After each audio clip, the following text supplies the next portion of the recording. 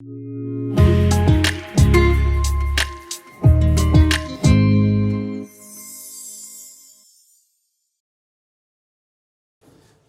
à l'équipe de louange. Bonjour à chacun. Mon nom est Dominique, je suis un des pasteurs ici à l'église.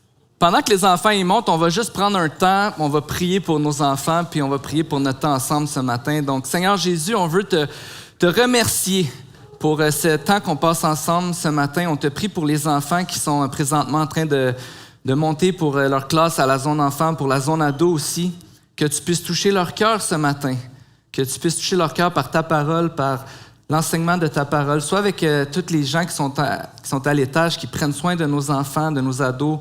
On te prie que tu puisses vraiment les fortifier ce matin pour qu'ils puissent enseigner la parole et servir les enfants. Merci pour eux, merci pour le temps qu'ils donnent. On te prie, Seigneur, que tu puisses ajouter à cette équipe aussi. Puis je veux te prier pour que, Seigneur, ce matin, tu puisses toucher nos cœurs par ta parole et qu'on puisse être encouragés par ce que tu as à nous dire ce matin. C'est dans ton nom qu'on veut te prier. Amen. Il y a quelques années, je m'occupais de la jeunesse dans une autre église. J'étais responsable de la jeunesse dans une autre église avant de venir ici à l'église Le Sentier. Et un soir, j'étais avec les ados. Et à un moment donné, dans la soirée, je leur ai dit, imaginez-vous si Jésus était avec nous ce soir, physiquement, là. Parce que je sais que quelqu'un va dire, ben oui, il est toujours là, il est toujours avec nous, je le sais. Mais imaginons-nous, ce soir, Jésus est là avec nous physiquement, puis on peut le voir, puis même on le voit rentrer dans la salle, puis c'est Jésus qui est là. Au moment où je partageais ça avec les ados, il y a une jeune fille qui spontanément, puis honnêtement, sa réponse tout de suite, ça a été « Oh, j'aimerais pas ça ». Ça serait trop troublant pour moi si Jésus se présenterait ici ce soir. Jésus, celui qui connaît tout de moi, celui qui connaît mes pensées, j'aimerais mieux pas le rencontrer. Puis je dis pas ça pour exposer cette jeune fille-là, parce que la réalité qu'on voit dans la Bible, à chaque fois que quelqu'un rencontrait Dieu, à chaque fois que quelqu'un avait cette rencontre physique-là avec Dieu, qui avait cette reconnaissance que Dieu, il était dans la présence de Dieu, à chaque fois, les personnes qui ont vécu cette expérience-là étaient convaincues qu'il allait mourir. Le prophète Ésaïe lui-même, dans une vision, a vu Dieu. Il croyait qu'il allait mourir. Et puis, il a fallu que les anges viennent le voir pour lui dire « Non, Ésaïe, t'es pardonné, tu ne vas pas mourir. » Mais sa réaction soulève une bonne question pour nous ce matin. Est-ce que Jésus est une bonne nouvelle dans votre vie? Est-ce que Jésus est une bonne nouvelle pour nous dans notre vie aujourd'hui? Comment est-ce que toi, tu réagirais si tu apprenais que Jésus viendrait ici ce matin et que tu pourrais le voir? Peut-être que toi, tu te dis en ce moment, c'est juste ça que j'attends.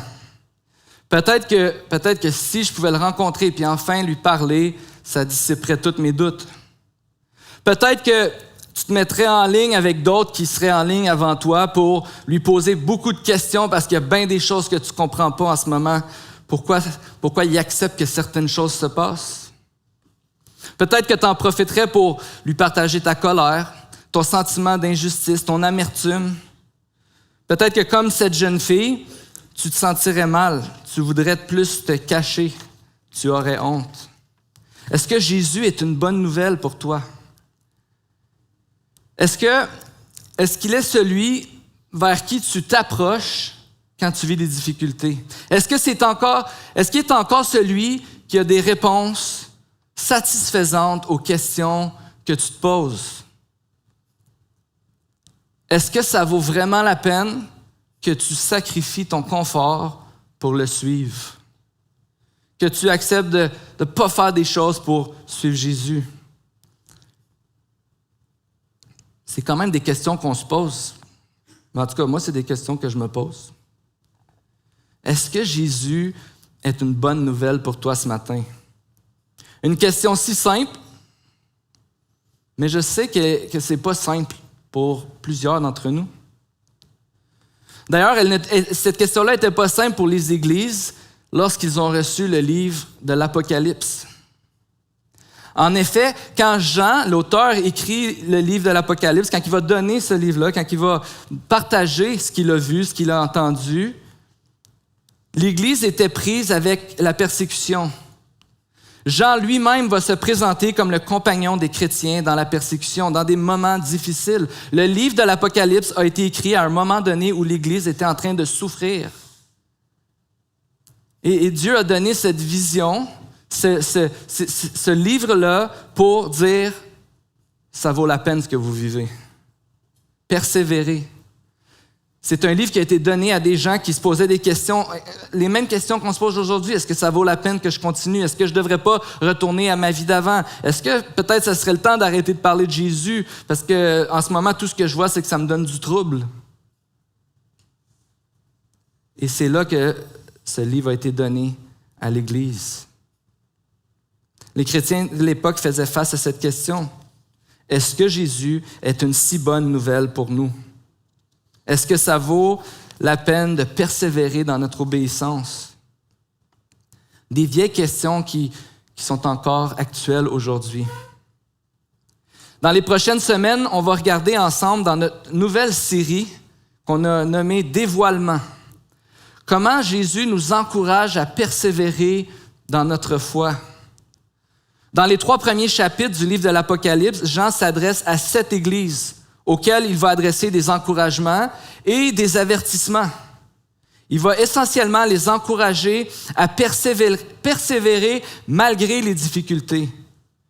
Il va les avertir des conséquences de ne pas persévérer.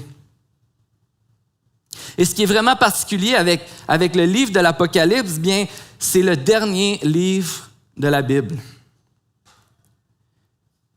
Bien qu'on peut lire partout dans la Bible cet encouragement à persévérer, bien que la Bible nous informe richement sur le fondement de notre espérance et sur l'objet de notre foi qui nous permet de persévérer, l'Apocalypse fait quelque chose de plus pour nous.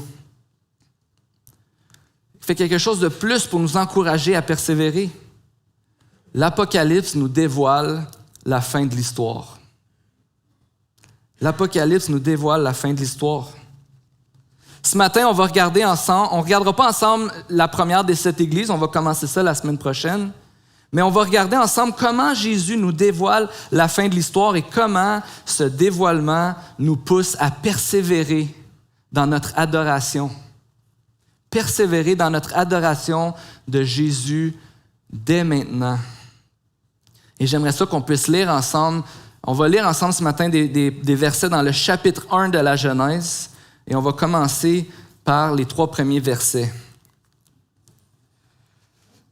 Apocalypse, Genèse, j'ai dit Genèse. Je parle toujours de la Genèse dans mes messages, puis j'allais pas le faire un matin. Apocalypse, chapitre 1, versets 1 à 3. Révélation de Jésus-Christ.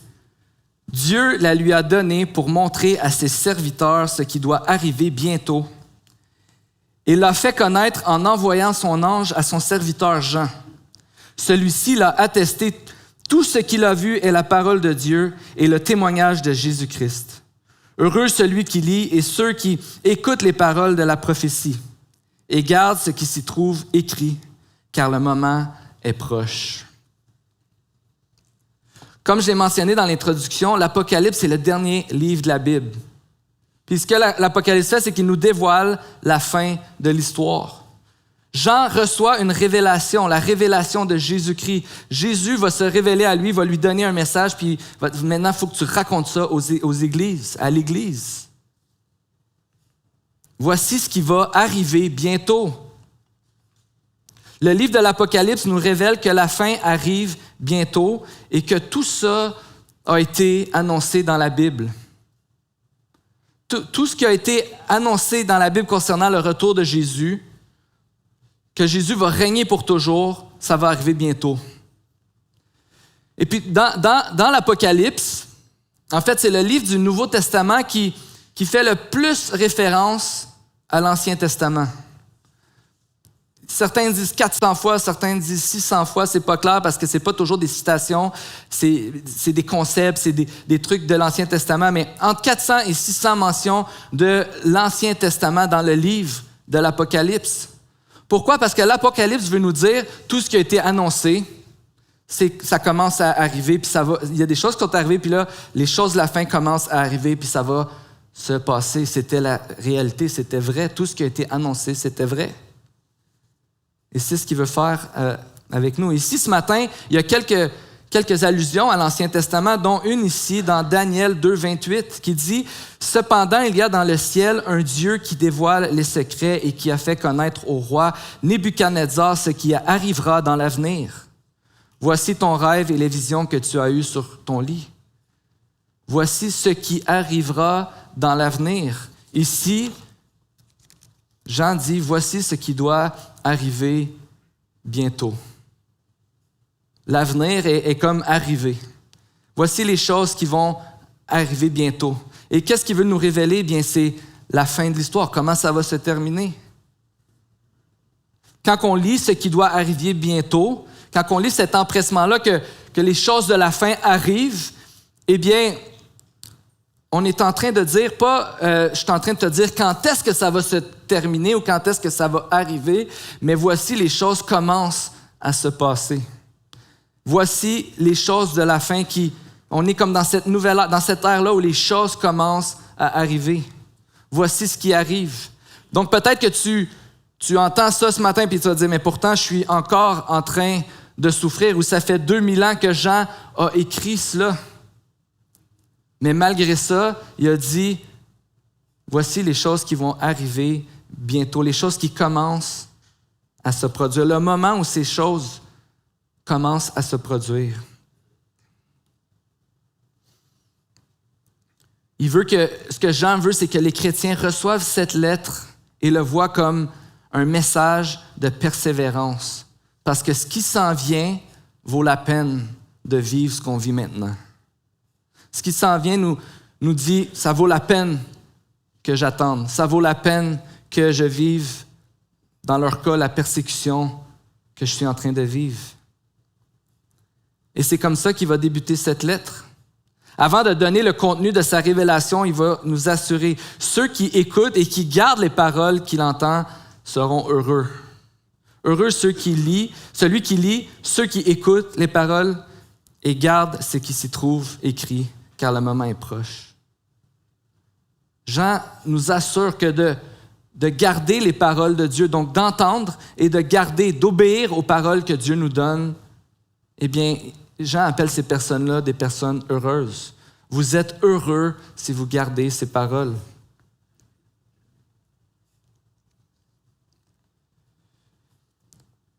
Jean nous révèle dès le début que la révélation de Jésus nous a été donnée afin qu'on soit bénis en recevant une perspective céleste sur ce que Dieu est en train de faire et ce qu'il va faire. Ce que Jean va faire, c'est qu'il va nous donner, et c'est le type de lettre qui a été écrit, une lettre apocalyptique, une révélation. C'est pour qu'on puisse avoir une perspective qui est comme à l'extérieur de nous, qui est plus grande que nous de ce qui va se passer. C'est comme si on était élevé de notre situation présente pour un instant, pour voir d'un point de vue beaucoup plus grand, beaucoup plus clair ce que Dieu est en train de faire. C'est comme si Dieu te sortait de ta situation pour un instant, de tes difficultés, pour que tu puisses avoir une perspective plus grande de ce qui est en train de se passer. Puis d'être capable de dire, ah, OK, c'est ça qui se passe, c'est bon, je peux continuer. Je crois en toi, je crois, tu as raison, Seigneur, je vais m'attacher à toi. Dieu est encore à l'œuvre, parce que ce que Jean est en train de faire, c'est qu'il va nous montrer que Dieu est à l'œuvre, que Dieu, ses promesses sont en train de s'accomplir, puis c'est pas parce que tu vis une situation difficile, c'est pas parce que tu souffres que Dieu n'est pas à l'œuvre, même présentement dans ta vie. Peut-être que présentement, j'ai mon nez collé sur l'arbre et je vois ma situation. Mais ce qu'il est en train de faire ici, c'est de nous sortir de l'arbre et qu'on puisse voir la forêt tout entière. J'ai mon nez collé sur l'arbre, payer les comptes, gérer des relations difficiles, ne pas savoir ce qui m'attend dans le futur, ne plus savoir ce que je crois. J'ai le nez collé sur l'arbre et Dieu me prend pour me montrer la forêt. La vie éternelle, le triomphe de Dieu, la grandeur de son amour pour moi. Voici ce qu'il veut nous montrer. pour qu'on puisse se dire, OK, on continue. Donc, Jean affirme que ceux qui entendent et qui gardent ces paroles vont être heureux. Et par la suite, il va nous rappeler qui on est et ce qu'on a reçu. Et on va continuer à lire ensemble à partir du verset 4. De la part de Jean, aux 7 églises qui sont en Asie, que la grâce et la paix vous soient données de la part de Dieu, celui qui est, qui était et qui vient, de la part des 7 esprits qui sont devant son trône, et de la part de Jésus-Christ, le témoin fidèle, le premier-né d'entre les morts et le chef des rois de la terre. À celui qui nous aime, qui nous a lavés de nos péchés par son sang et qui a fait de nous un royaume de prêtres pour Dieu son Père. À lui soit la gloire et la domination au siècle des siècles. Amen. Le voici qui vient avec les nuées. Tout œil le verra, même ceux qui l'ont transpercé, et toutes les familles de la terre pleureront amèrement sur lui. Oui, amen. Je suis l'alpha et l'oméga, dit le Seigneur Dieu, celui qui est, qui était et qui vient, le Tout-Puissant. Donc ici, dans cette salutation, parce que Jean est en train de saluer les gens, puis il leur dit de qui viennent ces salutations-là.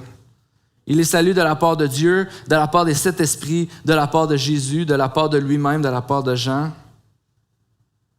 Mais ce qu'on voit ici, c'est qu'il nous rappelle qui on est, mais avant de nous rappeler qui on est, et on va voir ça ensemble, il va nous dire aussi qui est Dieu. Et ce que Jean va faire, c'est qu'il va nous dire qu'on a tout ce qu'on a besoin pour persévérer. On connaît Dieu, on sait ce qu'il nous a donné, on sait qui on est. On a tout ce qu'on a besoin pour persévérer. Tout d'abord, l'identité de Dieu.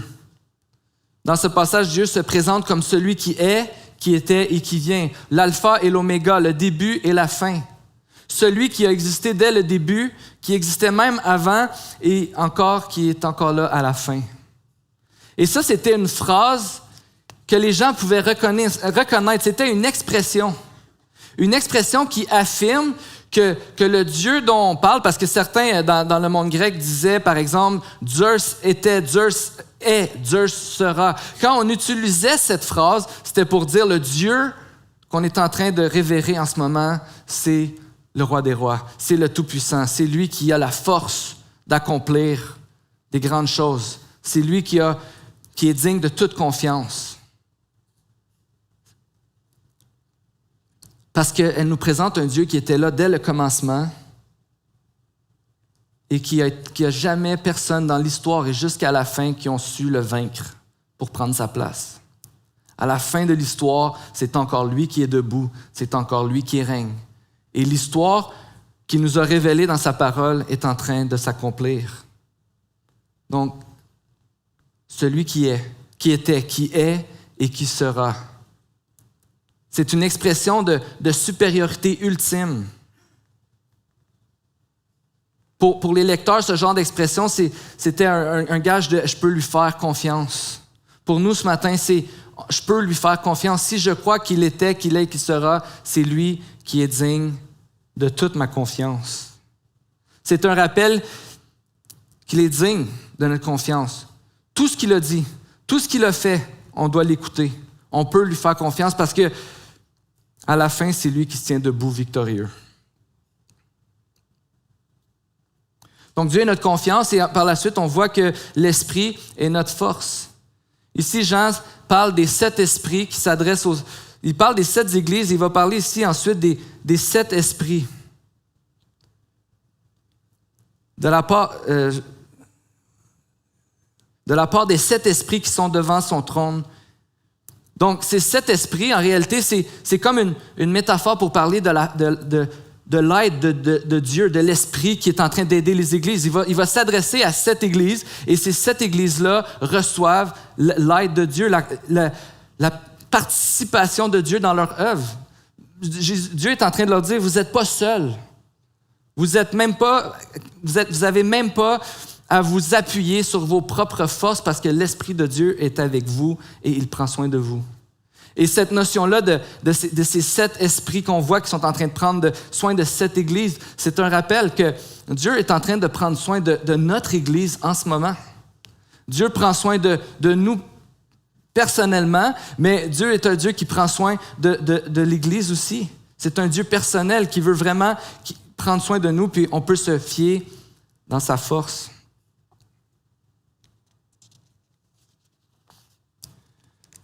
Donc, Dieu est notre confiance, l'Esprit est notre force et Jésus est notre salut. De la part de Jésus-Christ, le témoin fidèle, le premier-né d'entre les morts et le chef des rois de la terre. À celui qui nous aime, qui nous a lavés de nos péchés par son sang et qui a fait de nous un royaume des prêtres pour Dieu, son Père, à lui soit la gloire, la domination, au siècle des siècles. Amen. Jésus est celui qui est mort pour qu'on puisse avoir la vie. Ici Jean nous révèle la fin de l'histoire, cette réalité où on va pouvoir passer l'éternité avec Dieu. Et puis ici, Jean nous rappelle ce que Jésus a fait pour nous. C'est lui qui nous a lavés de nos péchés. C'est lui qui nous permet d'avoir confiance, qu'on peut avoir accès à Dieu et qu'on peut prendre part à la vie avec Dieu pour toujours. C'est ce qui nous rend capable de regarder la forêt, ce qui s'en vient avec confiance, parce que quand je regarde ce que Dieu annonce dans le futur, quand que Jésus est mort pour mes péchés, Jésus est mort pour moi, eh bien, j'ai tout ce que j'ai besoin pour pouvoir avoir cette relation-là avec Dieu puis passer l'éternité avec lui. Et c'est d'ailleurs un avertissement que Jean va même donner aux églises. Si on ne poursuit pas cet amour-là, si on ne poursuit pas cette réalité-là que Dieu est mort pour nos péchés,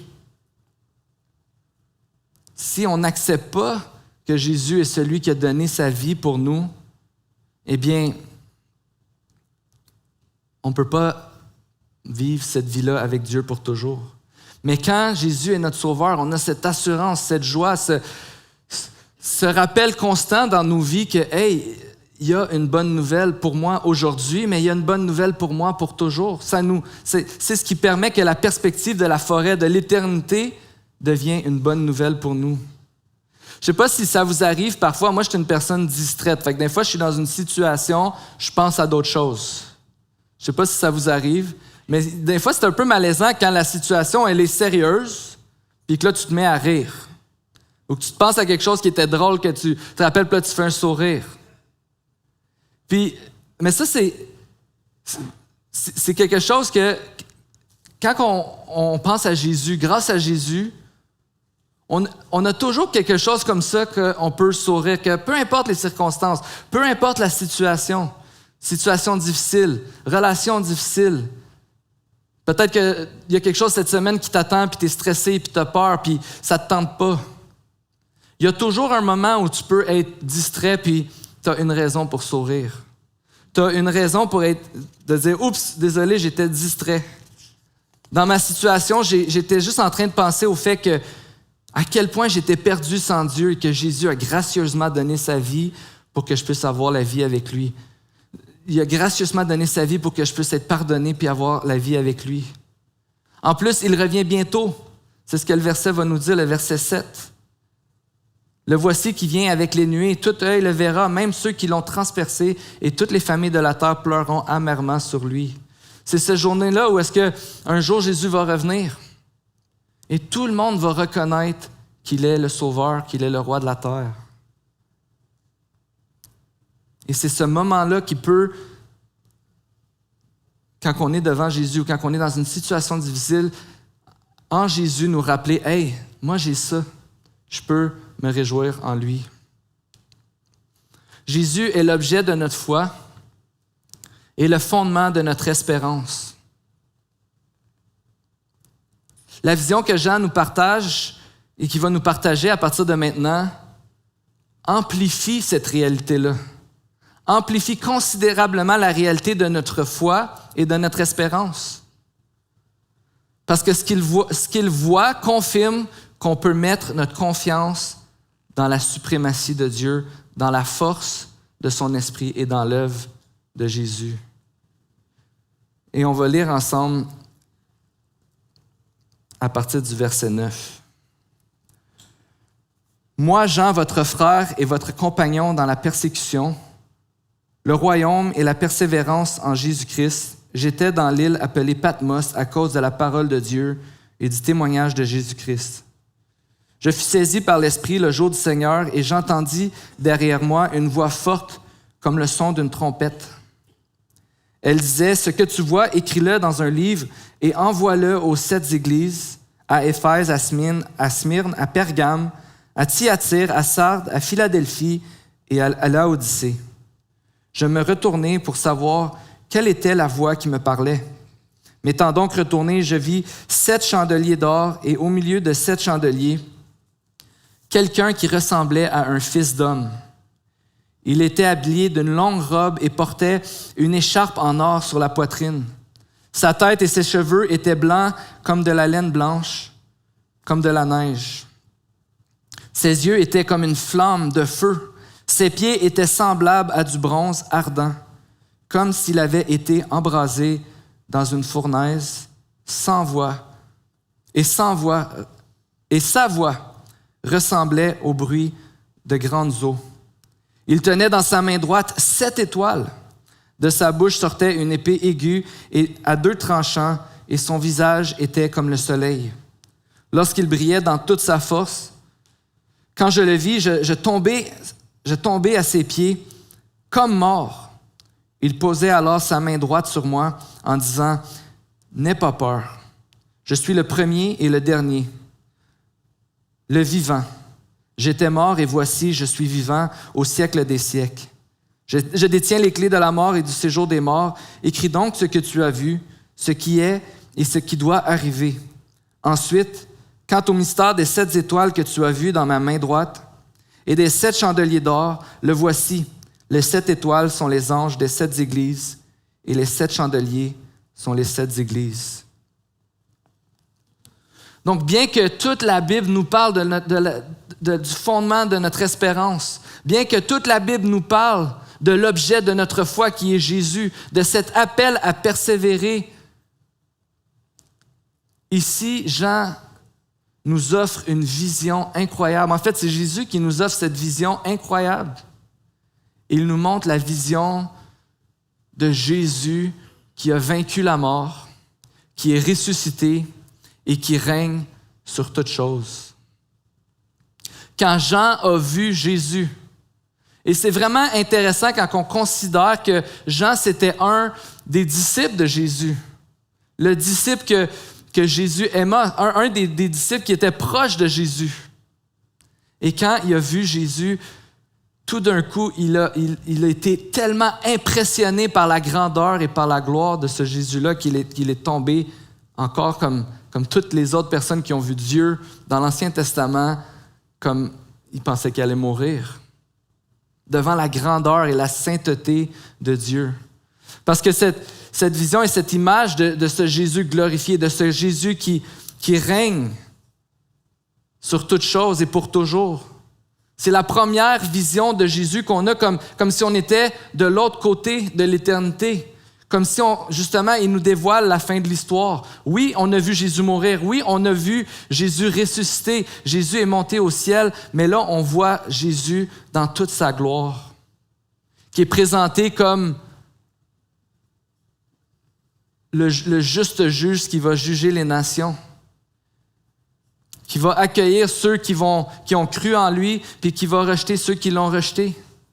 On voit ce prêtre qui avec sa longue robe puis ses longs cheveux blancs qui sont purs, qui est là puis qui intercède en notre faveur, qui veut prendre soin de nous et qui veut connecter avec nous pour qu'on puisse être en relation avec Dieu. On voit ce roi qui règne sur toutes choses.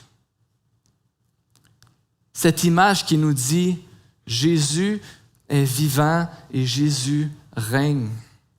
Et c'est bien souvent ce qu'on a besoin de se rappeler dans nos circonstances. Jésus est vivant et Jésus règne. Et tu sais, quand on réalise ça, quand on reconnaît que Jésus est vivant et que Jésus règne, eh bien, on peut peut-être à première vue être comme Jean puis dire « Wow, c'est tellement impressionnant que moi, je ne peux pas être dans la présence d'un Dieu aussi grand. » Mais c'est vraiment beau et intéressant, encore une fois, Jésus qui vient vers lui et qui dit « N'aie pas peur. N'aie pas peur. N'aie pas peur parce que j'étais mort, maintenant je suis vivant. J'ai donné ma vie pour toi.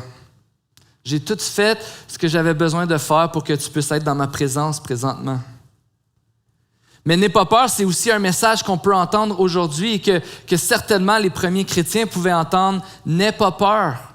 Dans ta situation présentement, je suis avec toi. Reste attaché à Dieu, à sa parole. Heureux ceux qui mettent en pratique sa parole maintenant. Vous n'avez pas besoin d'avoir peur de ce qui va vous arriver parce que si je règne ici, vous allez régner avec moi. N'aie pas peur. Parce que si je suis vivant, il n'y a rien qui va pouvoir t'empêcher de vivre pour l'éternité avec moi. Ce que tu vis présentement, aussi difficile puis aussi souffrant que ça puisse être, c'est une infime partie de l'éternité que tu vas passer avec ce Jésus-là. Et c'est ce qu'il veut qu'on sache ce matin, qu'on puisse persévérer ensemble. D'ailleurs, dans sa vision, quand il va parler des 7 chandeliers, il va dire que ça représente les 7 églises. C'est vraiment une belle image de l'Église et de notre place avec Dieu. Parce que les 7 chandeliers, les chandeliers dans l'Ancien Testament, c'était comme un outil, c'était quelque chose qu'il y avait dans le temple. Ça allait dans le temple. Et on peut lire même dans Zacharie au chapitre 4, je ne vais pas le lire, mais si vous voulez aller le voir ce matin, quand les chandeliers sont allumés. C'est un rappel à ne pas vivre par nos forces, par notre puissance, mais par la puissance de l'Esprit. Quand les chandeliers sont ouverts dans le temple, c'est une image que c'est Dieu qui fait brûler les chandelles, le chandelier. C'est Dieu qui est la source de la flamme et qui est aussi ce que les gens voient, c'est que les gens voient Dieu. Le chandelier dans le temple représentait la présence de Dieu. Et là, ce que Jean est en train de nous dire, mais maintenant, l'Église, c'est vous, ici sur terre, qui représentez la présence de Dieu. Mais ça, c'est poussé par la puissance de l'Esprit. Vous n'êtes pas toute seule, je suis avec vous. L'Église, vous avez ce témoignage-là que vous représentez Jésus. Quand les gens viennent à l'Église, ils devraient voir Jésus. Au travers des relations, au travers de l'enseignement de la parole, au travers de la vie de l'Église. Mais c'est aussi un encouragement que Jean est en train de nous dire, je suis avec vous parce que c'est moi qui fais brûler la flamme. C'est l'Esprit qui fait brûler cette flamme. C'est Dieu qui fait briller notre lampe. Donc Jésus prend soin de son Église, Jésus prend soin de nous, puis on peut avancer avec confiance. Que ces paroles puissent résonner dans notre esprit, même cette semaine, de se rappeler Jésus qui nous dit « N'aie pas peur. N'aie pas peur. » Celui qui... Et j'ai pas expliqué, mais cette épée dans la bouche, c'est un peu bizarre. J'ai demandé à ChatGPT de générer une image avec les descriptions dans Apocalypse 1. C'est vraiment intéressant. Mais cette idée de cette image, de cette épée dans la bouche, c'est cette idée que Jésus est le juge qui va juger les nations. Mais c'est aussi ce juge qui dit, puisqu'il est mort pour nous à la croix, puisqu'il a donné sa vie pour nous, qui dit « N'aie pas peur ». Il est avec nous pour toujours, pour prendre soin de nous. Je demandais à l'équipe de louange de venir ici ce matin avec moi. N'aie pas peur, il est avec toi. Jésus se dévoile pour qu'on puisse persévérer dans l'obéissance. Jésus se dévoile à nous pour qu'on puisse persévérer dans l'obéissance. Et ce matin, j'aimerais qu'on puisse aller dans la prière ensemble. Et si tu vis des difficultés, si tu as des moments de doute, si tu as des moments de souffrance, j'aimerais prier pour toi ce matin, pour que tu puisses te rappeler ces paroles de Jésus, celui qui est vivant et qui règne et qui va régner pour toujours, qui te dit « N'aie pas peur, je suis avec toi présentement ». Donc, prions ensemble. Seigneur Jésus, merci pour la richesse de ta parole et merci pour ce texte que tu nous donnes ce matin qui nous dévoile qui tu es. En fait, qui nous dévoile que tu as gagné, Seigneur, et que tu vas régner pour l'éternité. Tu nous appelles, Seigneur, à régner avec toi, à faire connaître ton nom. Tu nous appelles, Seigneur, à garder courage, à persévérer en toi. Dans les moments de doute, tu nous appelles à nous tourner vers toi pour trouver de la vérité. Parce que tu es la vérité, le chemin et la vie.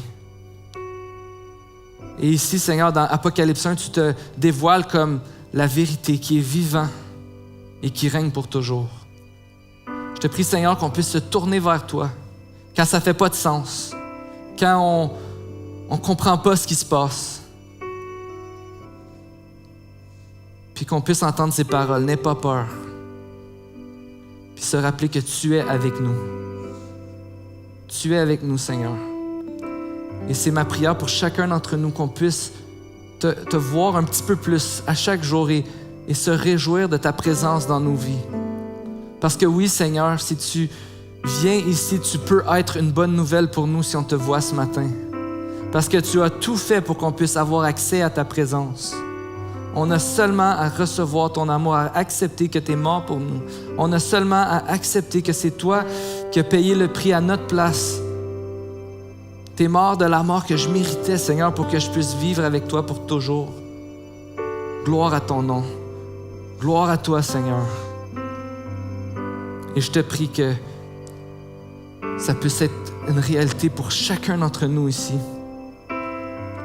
On puisse être encouragé par ces paroles. N'aie pas peur, persévère. Je suis avec toi. Je prends soin de toi. C'est dans ton nom que je te prie, Seigneur. Amen.